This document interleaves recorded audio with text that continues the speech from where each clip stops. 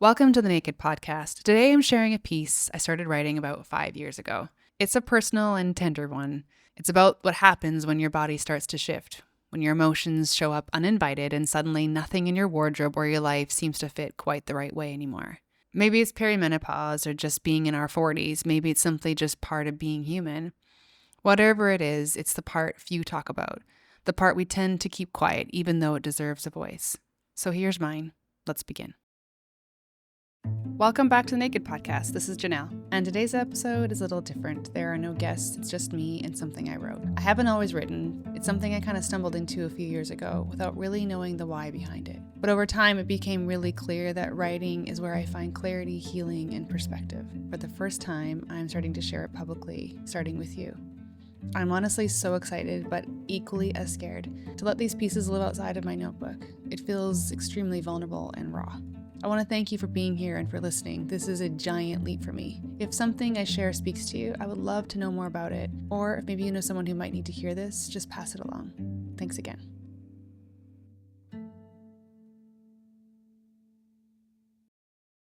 What the hell is wrong with me? Am I losing my ever-loving mind? I've always been the fun one. You know, the one who's a bit crazy, the wild and silly one?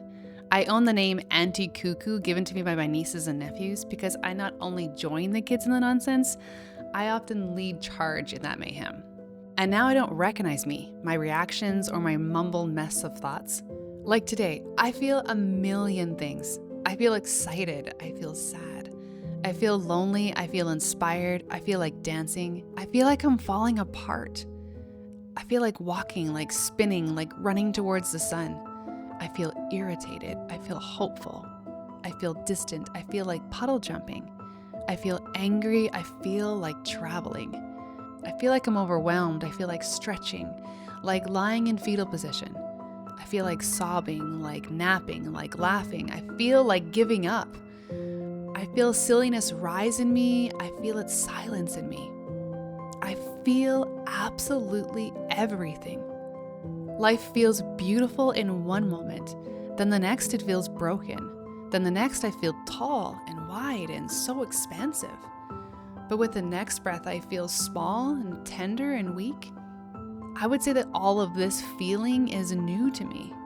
I'm not sure if it's because of the chaotic cocktail of life that I was living in my 20s when I was raising babies that caused me to feel less than, or if it's just the stage of life that I'm in. The other day I went to a doctor's appointment and she asked, "How old are you?" I had to think about it for a moment and then I said, 41. Oh my God, wow, I'm 41 was the next thing I said, but I kept that in my head. In my mind, I'm still trying to get used to the way 40 sounds, and now I've passed it. Gosh, I remember my mom in her 40s. She was all the things. I loved her eagerness for adventure. She thought nothing of piling me and my siblings into the car and taking road trips to pretty much anywhere. She was silly and so spontaneous, a freer version of everyone she'd grown up with. Though she really did love a clean house, she never thought twice about having an indoor water fight. Yeah, she was meticulous about the cleanup, but fun was never put aside for how much cleaning there would be after. I recall the night a spontaneous mashed potato fight broke out. I'm not exactly sure how it all combusted into being, but I know my mom was definitely the first person to pick up a handful of potatoes and throw it across the table. She laughed until she nearly peed her pants. Gosh, I can remember it like it was yesterday. This was the best of her 40s, but there was also the other side that my 13-year-old self couldn't understand. The days when she was laughing and then suddenly she was crying, when her face was puffy and red and mascara was pooling under her eyes. She cried the ugly cry and none of us knew why. At the time, I don't even think she knew why. It seemed like all of a sudden she was feeling everything. Overwhelmed, exhausted, like throw your hands in the air kind of moments. She sobbed. And then all of a sudden she was happy, and then upset, and then in tears, and then suddenly she was frustrated. The next day she'd wake up and be playful and silly, and then randomly so exhausted, so sad. It seemed like she was a mixed bag of emotions. She was all kinds of a mess. It felt like most days ended in tears, and I had no idea what was going on. So I just hugged her and tried to make her laugh by being silly. Sometimes it worked, while other times, not at all. My mom was my best friend, and I didn't know what was happening or how to help her. So often I would recluse to my room and dance around listening to Mariah Carey, writing down every word she sung. I loved her Daydream album, the lyric from You'll Always Be My Baby. You might remember it. Do-do-do-down, do-do-do-do-down. I'm sure you know it. Anyways, I would try to reach all the notes, even the ones I could barely hear. I honestly can remember my dog whimpering at my attempts, but that did not stop me. I just tried a little harder. I would sit in front of my mirror and trace the freckles on my face. I would lean in really close to see the slight yellow rim around the blue in my eyes. Try on a bunch of outfits and pose in the mirror. For me, it felt like life was some sort of blend of whimsical bliss and freedom sprinkled with bits of sadness.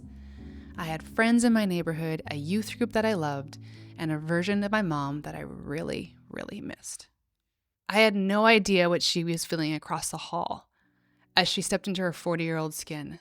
I didn't know that life could so abruptly change, how the body she was so acquainted with could feel like a stranger's. So unpredictable, crying without reason, mad, and didn't know why. Now here I am, the one across the hall. I've grown into my 40-year-old skin. I can feel the floods of hopelessness, anger, sadness, all approaching without warning. Like the other day, I walked into my house, and for no reason whatsoever, I just started crying, like ugly crying. My kids looked confused, and then they hugged me and gently patted my back. Lately, this feels like the norm, and it's so embarrassing. Sometimes I don't know what or why I'm feeling what I'm feeling. It all just bubbles without warning. I can literally go from 0 to 10 in just a few seconds. I'm a happy person, right? These words pass through, and then they are followed with, I can't do this. The waves just seem so extreme. I feel so far, I can't reach me, and then all of a sudden I can. I mutter, it's okay. You are okay. You are human. Now pull it together. I imagine my mom had similar talks with herself back then, but I don't know. Honestly, I never knew what to say or how to be there for her. This is the part in life that few choose to talk about, especially 30 years ago when my mom was knee-deep in it. I wonder why more women don't talk about this in this stage, in this era, in this decade, honestly. Why do we sit alone in the rage and the questions about our changing bodies? How we cry about absolutely nothing, how we feel energetic and then suddenly it's gone, and we can't get home fast enough to crawl under our covers. And how sometimes we have the raging urge to chuck something across the room. And then there are the other days when we look in our closets and we cry because nothing, I mean nothing fits. At least not the way we always remember it to. No matter what we try on, we feel like an overstuffed sausage. Gosh. I remember walking in my tight, glowing 27-year-old skin. Thin and tired, yeah, at the end of my pregnancy, but still I had some kind of swing in my step.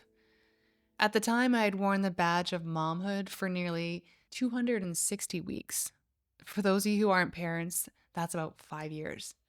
My belly was growing with yet another, and soon I'd be juggling 3.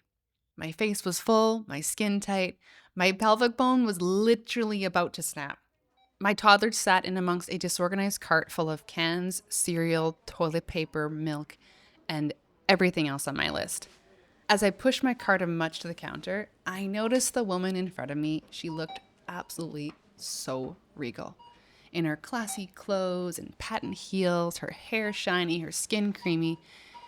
Gosh, she looked like she'd just walked out of a magazine.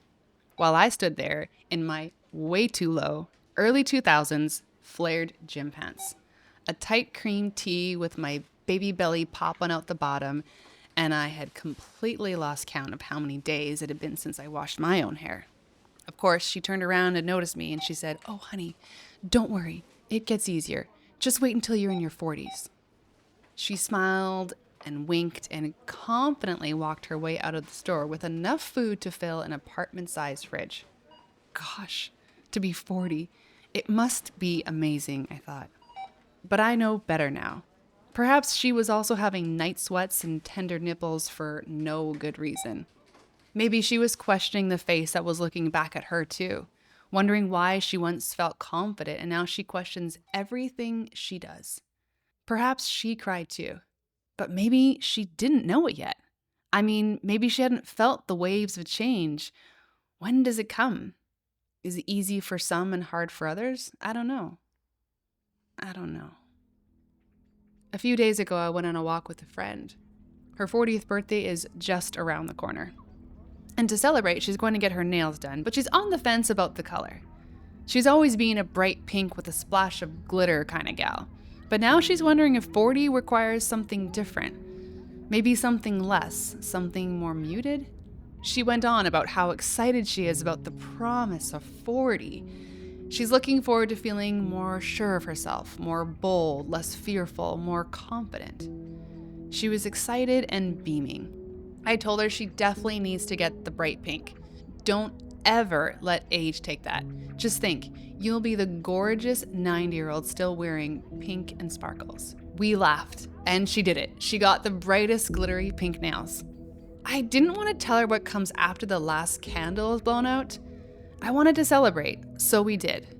Though I did wonder when she might join me or if she ever will. Thinking perhaps on my own island. Too often I think women sit in these spaces of loneliness, questioning all of who we are and wondering what is wrong with us.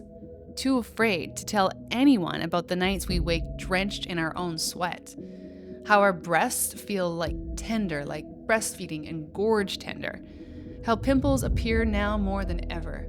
How the skin under our arms seems softer, reminding us of our grandmothers.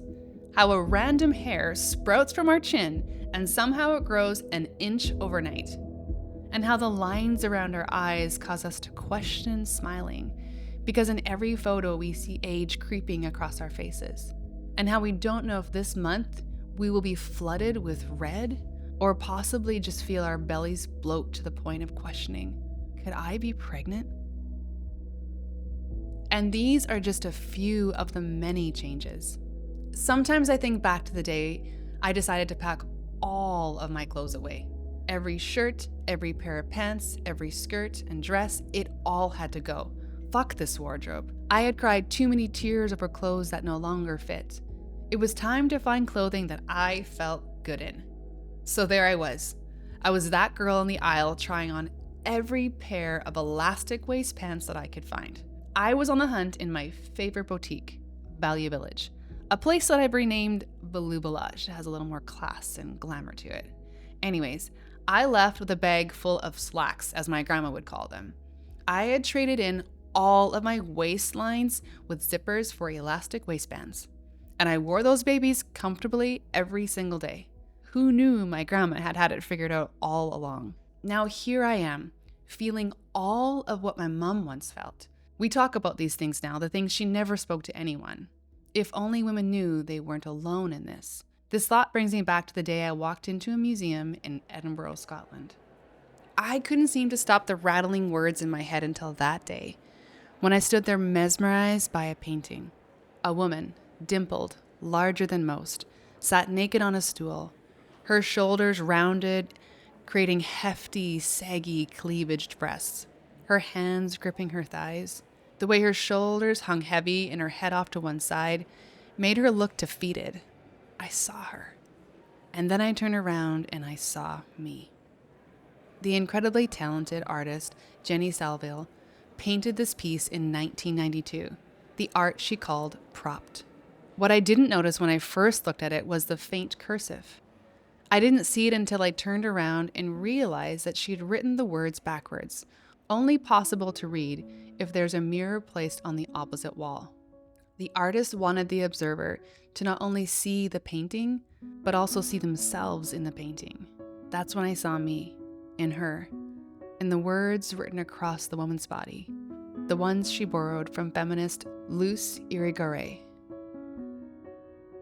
If we continue to speak in this sameness, speak as men have spoken for centuries, we will fail each other. Again, worlds will pass through our bodies, above our heads, disappear. Make us disappear. Gosh, for centuries, women have been here speaking and feeling all that I am. I saw myself in her eyes, my shame in her clenched fists. She had me. I could feel every bit of her expression. The language of her body spoke loud and clear.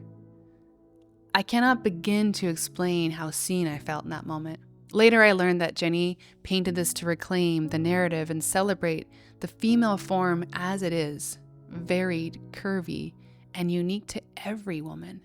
And she did that. I felt it. I have spewed hateful words towards myself. I have tried to erase lines, and still to this day, I notice little parts of me that are changing, and it easily becomes consuming.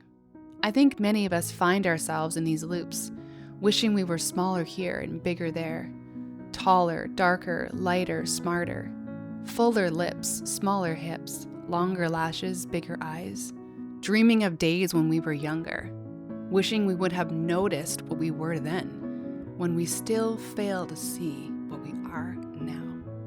Isn't that the wildest thing? So much time wasted on what we aren't. We don't even realize that today, this day, is the youngest we'll ever be in this lifetime. The craving to stay young when the truth is, every crease, every wrinkle is one we earned because we saw the sun. We built that snowman. We laughed and cried until we felt like we couldn't breathe. We've lived through pain. We birthed those babies. We've played and created. We did life. And life shows when it has been lived. We get to decide what narrative plays on repeat. I know I don't have this figured out. It is something I will bump up against over and over and over again. Especially these years in my 40s, when I'm not sure what version of me will rise in the morning. The fearless, confident one, or the one who doesn't want to get out of bed, or one of the many other versions of me, some that still surprise me. But I'm trying to remember that life is always teaching me. It's up to me if I choose to learn from it. So I spend time reading, listening to podcasts, and learning what is happening in my body. I see my doctor to get some answers, and I'm trying new things, like daily movement, lifting weights, creating better sleep habits, trying to bring some kind of balance. And while all this learning is good, I cannot help but think that maybe smelly night sweats are more than just 2 a.m. showers, a time in life that we're just hoping will pass by. Maybe it's life emerging, the birth of something new, the metamorphosis of life, the becoming, me finding me in a new way, the child in me rising, the fearless and brave one. Maybe this is the part in my life where I feel most at home in my skin. Recently, my friend said, maybe this is a season in life where we don't have two shits to give, the time when we stop worrying about what others are thinking. It got me thinking, yeah, maybe this is the entrance to life, the time when I reconnect to my younger 5-year-old self before the societal constructs told me who I am and what I'm supposed to be. When I start wearing the brightest colors, big sunglasses, and wildly decorated shoes. The days when I dance in the streets, when I write the book without wondering who's reading it and what will they think about me. Maybe this is it, the part in my story where I shed the layers of judgment and shame. The reason why women beyond me say their best work was done in their 60s and their 70s. I'm not totally sure, but something tells me that is it. What I do know is that I need to continue to remind myself how good it is to be alive in this skin in my home, to remind myself to whisper goodness in my own ears, leaving all kinds of room for the ever-changing parts of me, to find humor in those long random chin hairs and not take any of this too seriously, but rather share the obscurity, the awkwardness, the silliness, the random things that come with age. So my friends and I can sip tea and laugh and cry about all the things of this life, because none of this was meant to be lived alone. Thank you for sitting with me today. If you found yourself nodding along, tearing up, or laughing at the part about the chin hair, well, me too. The first time I read through this, I couldn't do without crying. The season of life can feel so disorientating, but it's also full of becoming. Maybe we're not falling apart. Maybe we're just finally unfolding. If this episode landed somewhere in you, I would love to know. You can leave a comment, send a message, or share it with someone who needs to hear it. Because none of this was meant to be lived alone. If you want to join for more conversations around this, you can join the Patreon for the written version and a community where we chat about all the things. Until next time, stay soft, be kind to yourself, and wear the damn elastic pants. Trust me, you'll thank me for it. Thank you for joining me here and listening to Naked Notes. I have found writing to be very healing, allowing me to see things clearer through the quiet stillness that comes from early morning writings. If this resonates with you or somehow you feel connected to this piece, I would love to hear from you. You can find me on Instagram at nakedwithjanelle or email me at nakedwithjanelle@gmail.com. Thank you for listening. Have a beautiful day.